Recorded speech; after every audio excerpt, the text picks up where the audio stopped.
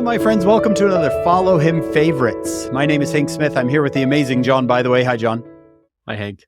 We're going to take a question from this week's Come Follow Me lesson and analyze it. The question I want to answer this week, John, is what's the big deal about the Sabbath day? It seems that Jesus is always doing things on the Sabbath day.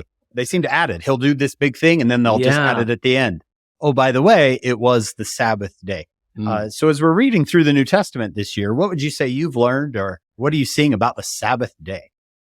Oh, that's such a great question. Jesus helped us so much to see that they had kind of overdone things and made the Sabbath its own object of worship sort of a thing. And that statement that Jesus makes, that the Sabbath was made for man, not man for the Sabbath, is just such a, the Sabbath is important, but people are important, and we can love them and serve them and heal them on the Sabbath. And Jesus would say things like, is it lawful to do good on the Sabbath? And well, of course.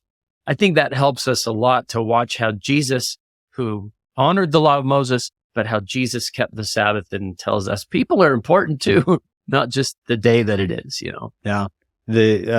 I've read that the Jews of Jesus's day had a kind of a rule, that if an animal had fallen into the mud or had gotten into trouble and it was going to die if you didn't save it, that you could save it on the Sabbath day. You could go save that animal. And Jesus seems to use that sometimes, is when he heals people and someone gets upset that he healed them on the Sabbath day, like he did work, and now they're carrying their bed on the Sabbath. Right. He'll seem to use that, saying, isn't it lawful for us to save an animal on the Sabbath day? What about people? What about people? Can we help people on the Sabbath day? Can we heal them on the Sabbath day? There's a woman with kyphosis who's bent over. You probably know this story in Luke, where Jesus heals her on the Sabbath and people are frustrated. And just a couple of chapters later, he heals a man with edema. He's got swelling in one of his limbs. Jesus, he looks at, there's this moment where he seems to look at the Pharisees and look at the guy who's in so much pain and says, I don't know. What do you guys think? Should we heal him? I mean, it is the Sabbath in this moment, and they don't know what to say, right? They don't want to say no because the guy's standing right there, and he's probably thinking, "Yeah, could you help me out?"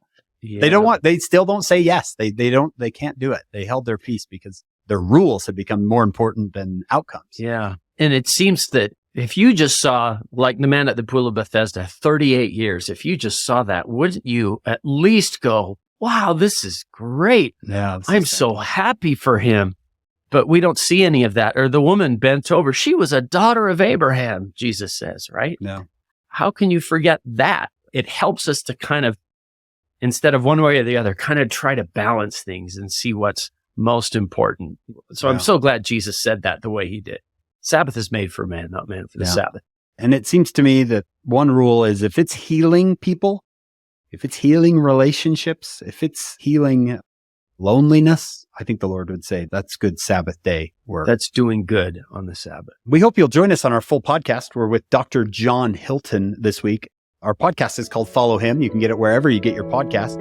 And then join us next week. We'll be here for another Follow Him favorite.